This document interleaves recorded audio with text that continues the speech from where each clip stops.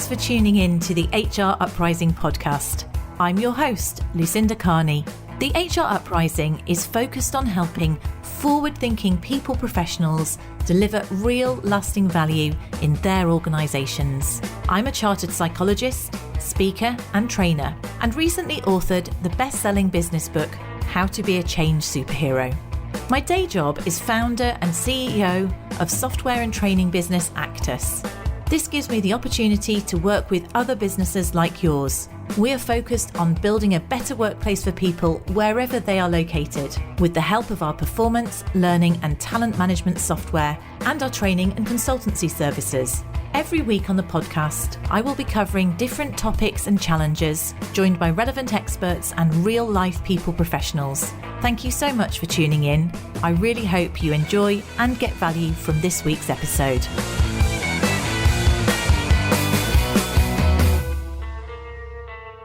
Hello and welcome to this week's HR Uprising podcast. And this week, I'm delighted that Vicky Roberts is returning to give us a really practical example of how to conduct an investigation. So the reason she offered, Vicky, many of you will know from her previous podcast with us, just from our employment lawyer, our resident employment lawyer, I think we can say Vicky now, from Vista. So thank you so much for coming back. And what happened was, after our last podcast, we had a chat about what are the real pain points for HR? What are the things that people often approach Vicky and her team? And obviously in your learning and development type role there as well, isn't it? And how you also offer training to people. And this came out that very often HR people, or when they're asking managers to conduct an investigation, people don't know where to start. So this is a practical one. It's also available on YouTube. So we'll be putting links to that the first time we're going to do it. So that actually, if you want to provide the link to one of your line managers, you'll be able to actually use it and share some of these tips. So we hope it's going to be super helpful. Vicky, do you want to introduce yourself? Because obviously some listeners won't have come across you before. Yes, of course. Yes. Hello, I'm Vicky Roberts from Vista. We are employment lawyers by background, so we support some of the UK's largest employers, as well as sort of doing what you might describe as the normal lawyering. We also conduct investigations on behalf of organisations and also provide training to managers about how to manage their people. Focused on lots of things ER related, but one of our more popular courses is investigations. And in order to do that, I've put together this 3-part sort of planning technique, which I find really seems to make the difference for managers to feel that they've got something to work to. So that's that structure that we're going to have a look at today. That's great. And I thank you so much for doing it in a sort of practical way, because I always think that if we can give people takeaways, it's so helpful, isn't it? And models and tools for it. So when might you, before we kind of go into it, when might we need to do it? I've never had to do an investigation, so when might we have to do that? So they typically come up in the context of either there being an allegation of misconduct in some way that's of a severity that perhaps can't be dealt with informally. So, you typically see it with dignity at work type issues or health and safety type concerns, that sort of thing. Or when an employee raises a grievance, and that with informally, the employee's insisting on that being dealt with, through the formal processes. Right. You can use this technique actually for any kind of workplace investigation. It stands you in pretty good stead to look at all of these things, because it's just about a mindset of getting a balanced fact find under your belt, rather than it feeling like a one-sided prosecution, which managers often feel that they are having to do because they're being appointed on behalf of the organisation to conduct. So it's about being investigation. It's about being open. It's not about it's about demonstrating that you've been objective and thorough. That's it. So if we focus just for a minute as an example on, say, a disciplinary investigation, an allegation that somebody's committed misconduct, the next step beyond the investigation will be a disciplinary hearing. And if somebody's done the investigation, they won't be that disciplinary chairperson, of course, will they? Yeah. The disciplinary chairperson, in order to make the decision on that allegation of misconduct, needs to have a genuine belief based on reasonable grounds that misconduct has occurred. Where do they get that from? It's the investigation report that they then use to kind of explore with the colleague in the disciplinary hearing. So actually, if we get our investigations effective, actually it helps the perhaps more senior manager who is then conducting the disciplinary hearing to feel that they've got that genuine belief based on reasonable grounds. And because, of course, it's them that then will be in the light as far as making that disciplinary decision, whether it be that decision is appealed or, worst case, we end up in tribunal about it, sort of thing. It's not the investigator that would tend to be in a witness in the tribunal hearing. It will be the disciplinary chairperson. So we're helping that disciplinary chairperson by doing a good quality investigation. Because they've got to be able to refer back to whatever it is you did, because the person who did the investigation won't necessarily be there when you're actually having to use that evidence. Yeah. No, that's right. So they have to have that piece of that document, that report, if you like, in front of them. The colleague will also have it as well, because the ethos behind a disciplinary hearing is everybody sees everything in that sense. So it actually makes for a much less contentious disciplinary hearing, because everybody's looking at the same piece of paper, as it were, in terms of exploring the facts of the particular case. Got you. Okay, brilliant. So walk me through it then. Sure thing.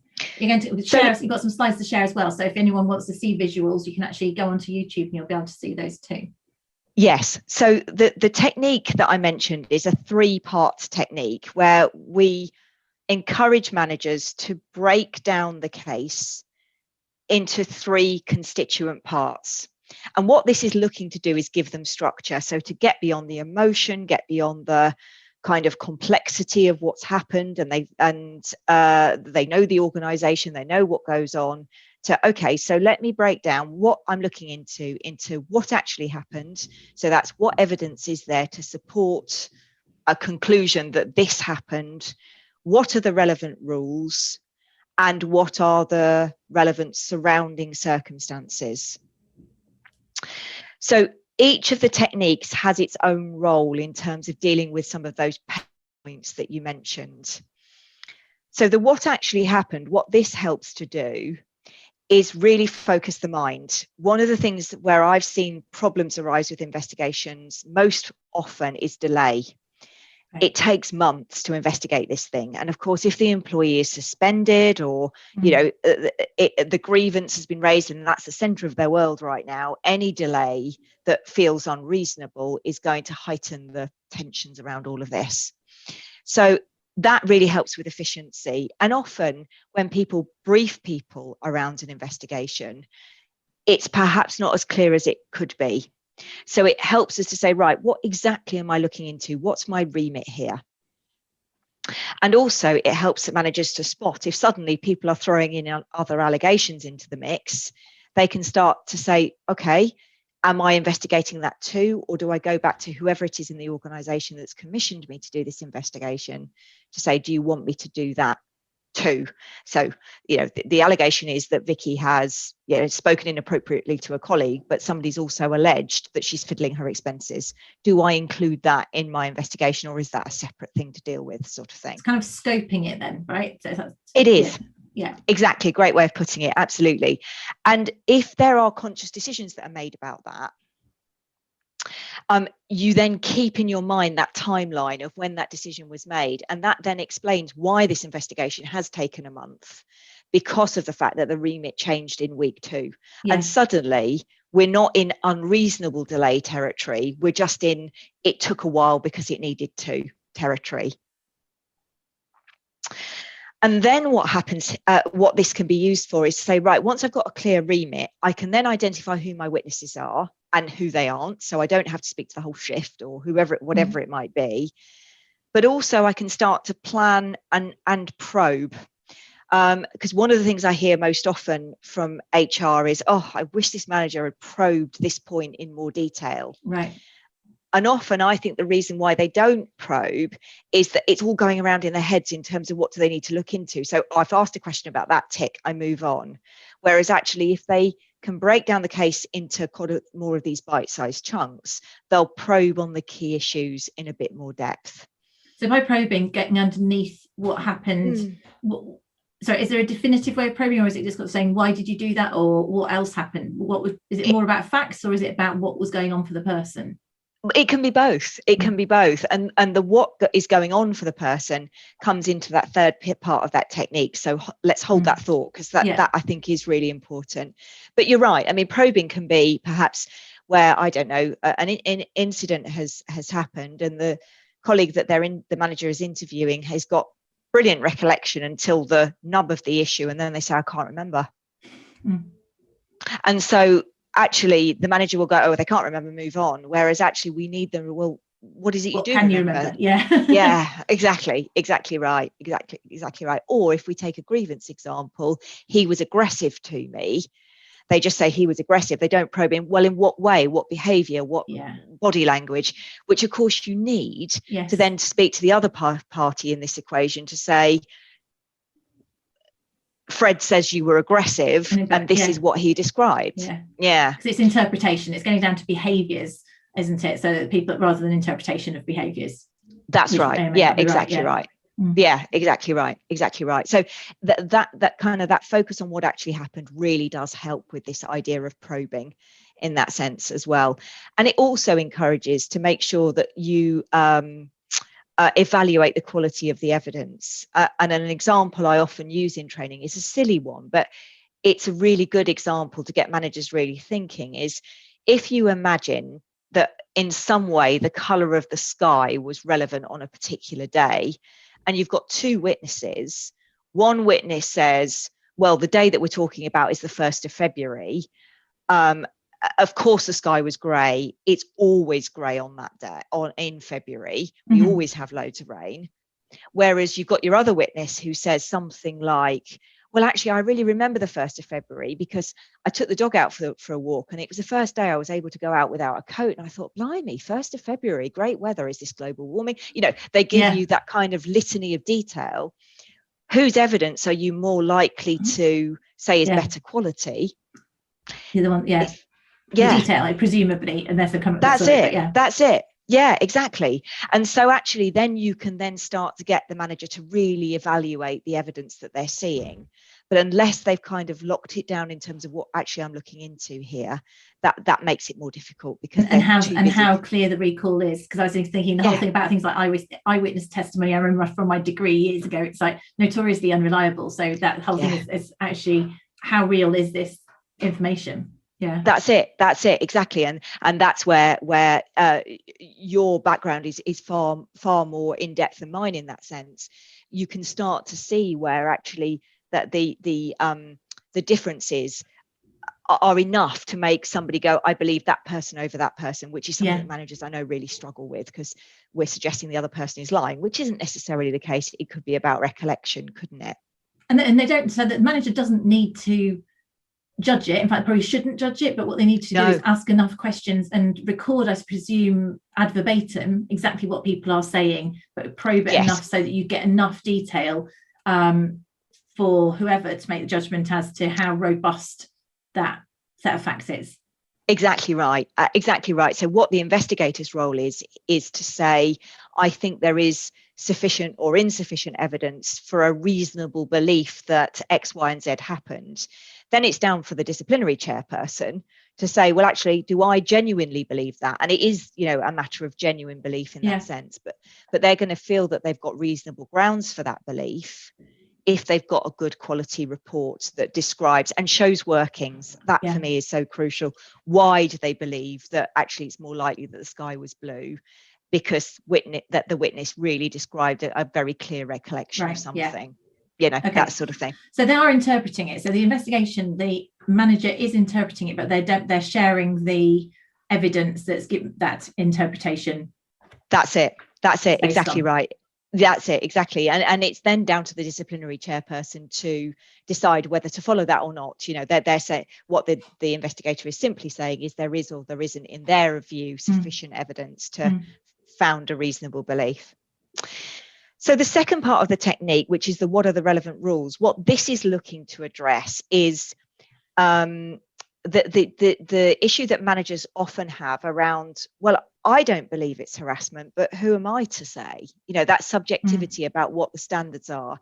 It's sending them back to the source to say, what's the standard operating procedure? What's the policy? What's the rule that this employee is alleged to have breached, if we continue down the disciplinary type route, and compare the behaviour that you found actually happened to what the policy says you shouldn't do, to then say, I conclude that there is evidence to say that behaviour X broke policy Y. So it really is kind of then ruling out any of that subjectivity. And the reason I use harassment is a good example. Whenever somebody's investigating a dignity at work issue, unless they go back to what the organisation's definition of harassment or bullying is, they find it difficult to come to a conclusion about that. Well, you don't need to worry about that too much. Go back to what the rule says. Mm.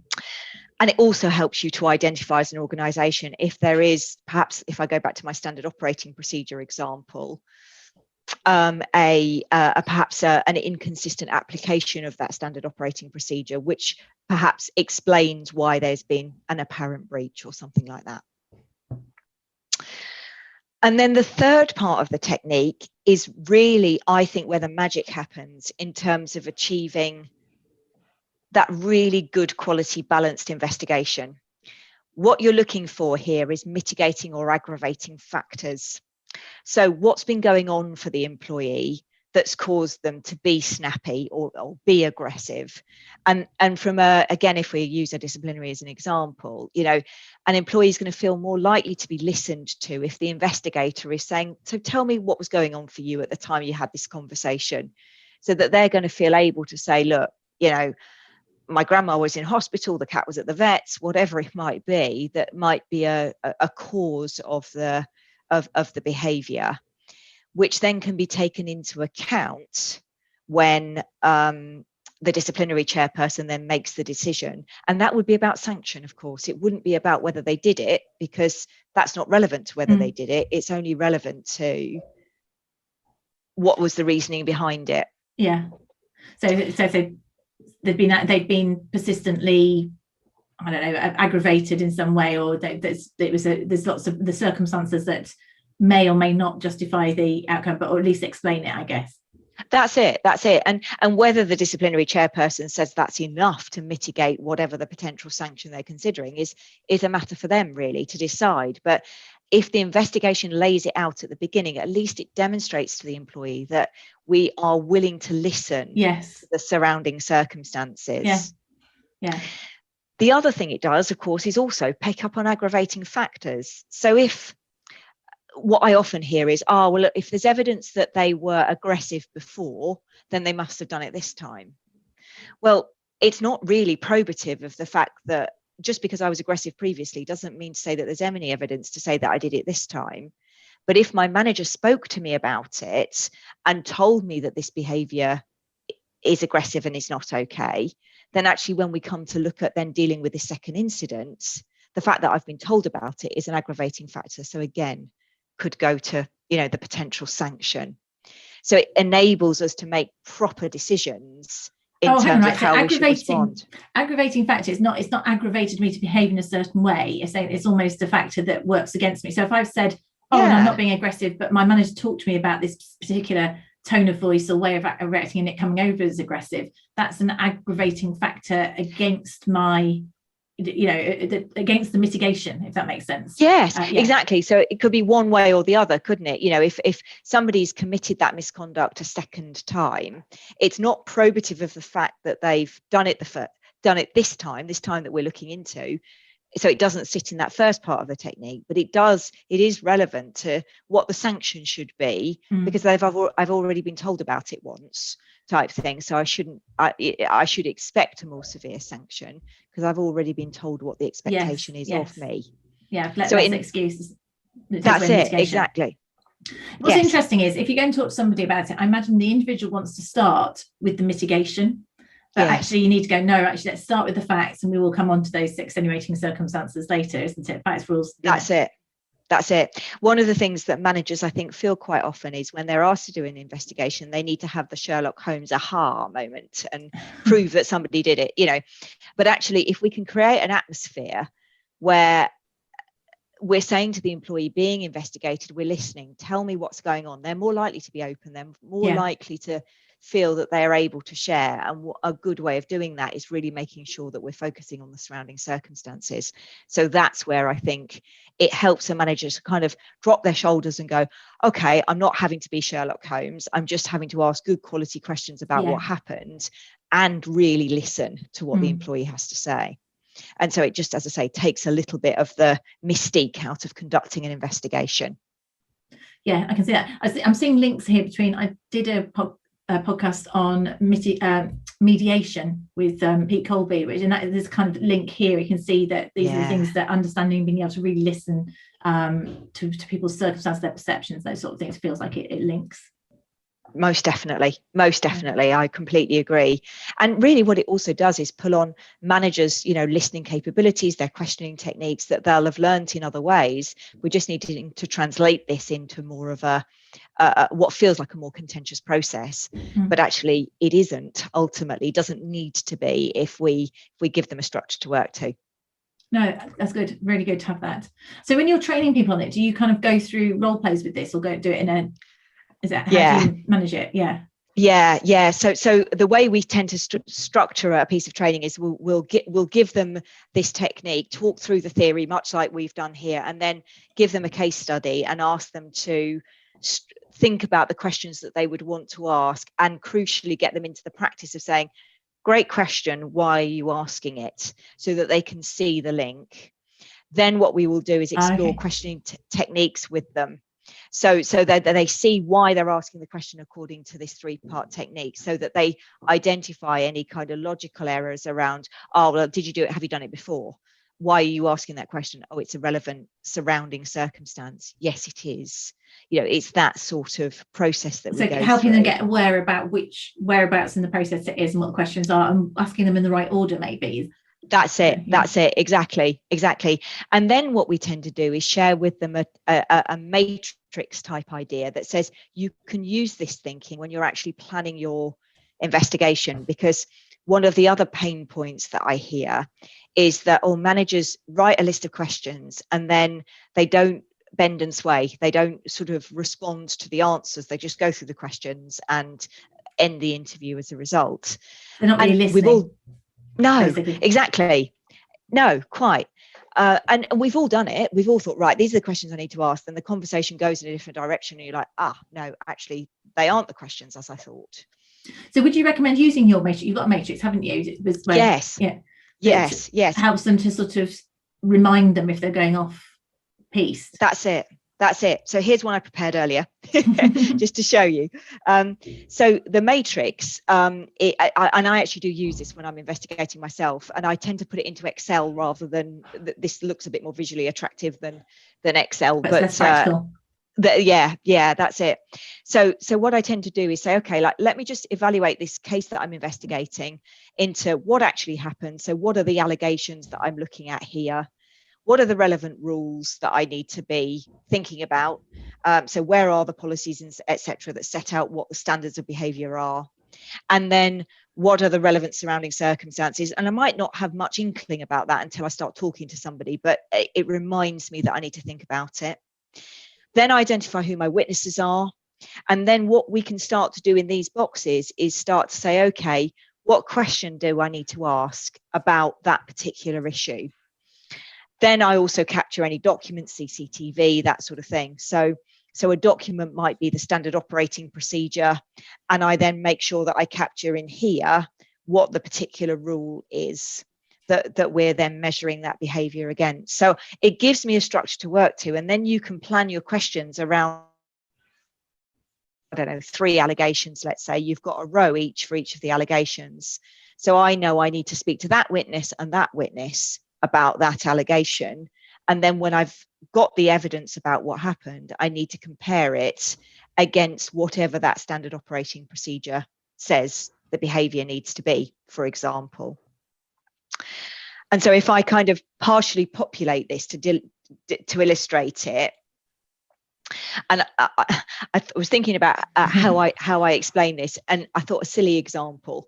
a point of argument in our household always is about, why did you put the washing out when it was clearly going to rain? So if you imagine a standard operating procedure that says don't put the washing on the line if there is a risk of rain, you can then start to identify the sort of allegation. And so if we've got two witnesses, an example who is alleged to have put that washing out, and a witness who was in the house at the time, Celia Fate, and the standard operating procedure says don't put the washing out when there is a risk of rain, you're starting to look at what happened on the 1st of July, let's say. So did Anne put the washing out? Seems a simple question, but we've got to find the evidence to see whether she did or she didn't. But also, where was the risk? So was there a risk of rain? So it takes us to that example of what colour was the sky on the 1st of July. And then what does the standard operating procedure actually say? And then perhaps the relevant circumstances might be, what was going on for Anne? Does Anne know what the standard operating procedure says? So that kind of gives you your plan. Then you can start to put some questions together around that plan. And as you're conducting your investigation, you can then start to say, okay, what's the results of my investigation? So I populate my matrix with the evidence that I've gathered.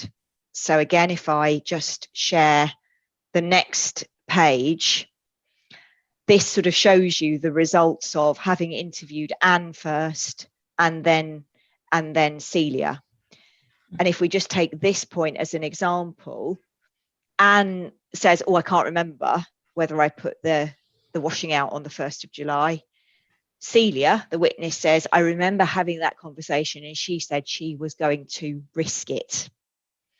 Now, this is a silly example, but if we translate this into something like a health and safety concern, you can see where actually, hopefully, you can see where this starts to become really useful. You can start to evaluate what appears to be two differing people's version of events in terms of, I can't remember, why can't you remember, versus somebody who more deliberately remembers that conversation. And then what you do is you use this completed matrix to then start to write your report.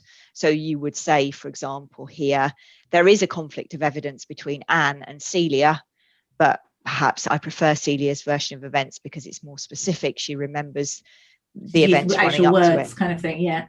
That's it, exactly. So again, if we look at it through, if you were, say, Lucinda, then the disciplinary chairperson, you would be pretty confident to say, I think I can have a genuine belief based on reasonable grounds that Anne did put that washing out on that day.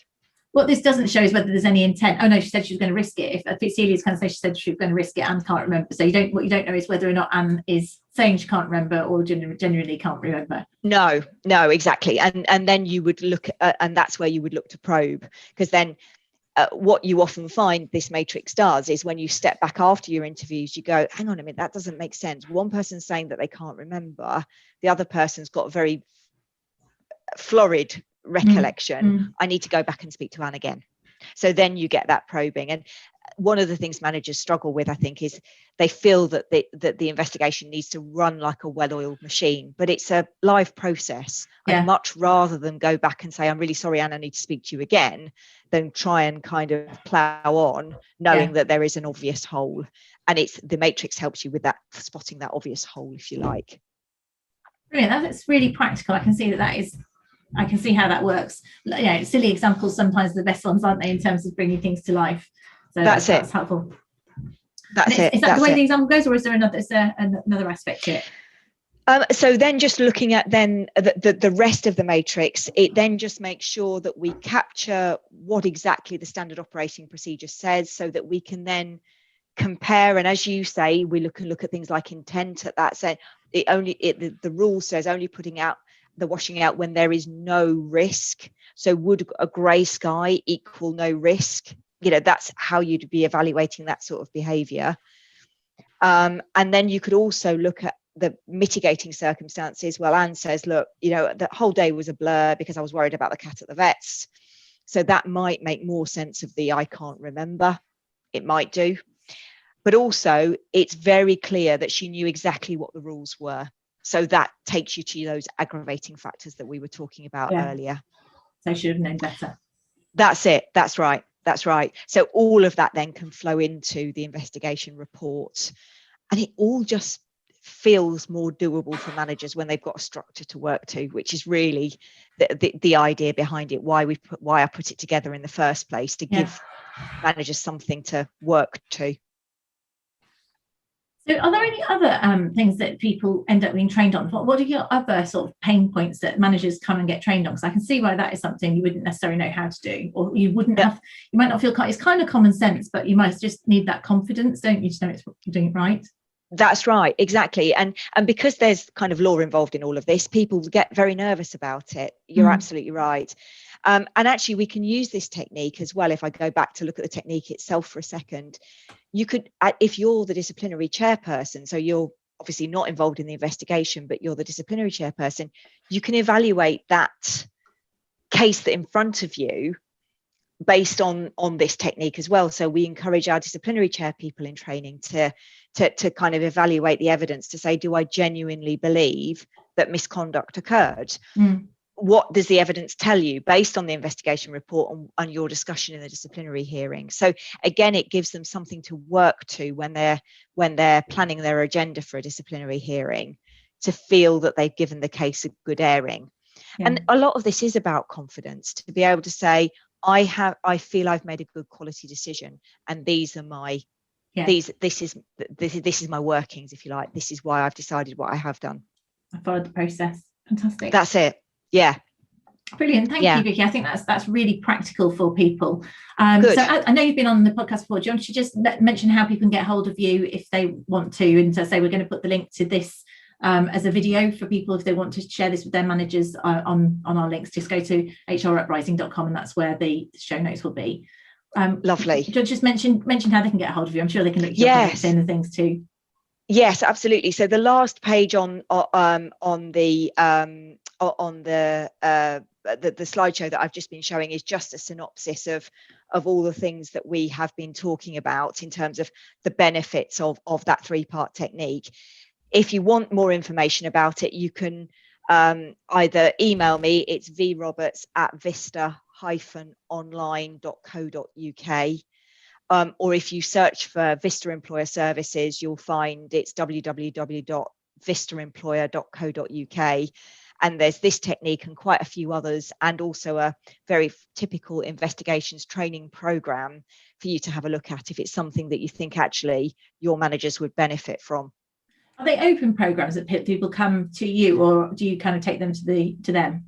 Yes, it's a really good question. At the moment, we do them in-house for an organisation, so it would be for a group of about 10 managers. But it's an interesting point that you raise. If there is enough interest, we could certainly have a look at doing an open programme, because actually sharing organisation by organisation experience on something like this is something that would be very valuable. Yeah, absolutely. You've got to go choose dates and fill them. That's the issue with open programs. We always find is you've got to kind of take a punt on dates and see if people can make it. But that's it. It'd be beneficial. But this is it. But if there in amongst your audience, if there is enough interest, then maybe it's something. That's it. Yeah, maybe there's waiting list. You could kind of get enough until you've got critical mass to run it, and then that might work. So if people are interested, get in touch with Vicky.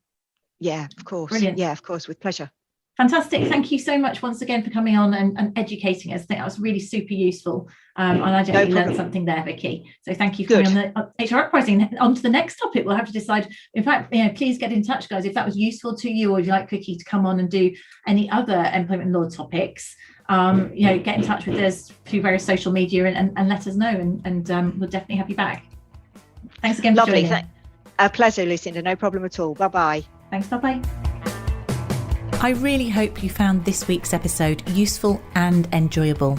If you did, perhaps you could recommend us to a friend or colleague, or give us a review on your platform of choice. It really helps new listeners to find us. Now, you can access links to any of the information mentioned in this show via the website www.hruprising.com. Further free resources are also available at www.actus.co.uk. There you can also find out more about our software and training solutions. Finally, why not join our LinkedIn group, the HR Uprising, to share ideas and collaborate with other like-minded people professionals. Thank you for listening to the HR Uprising podcast.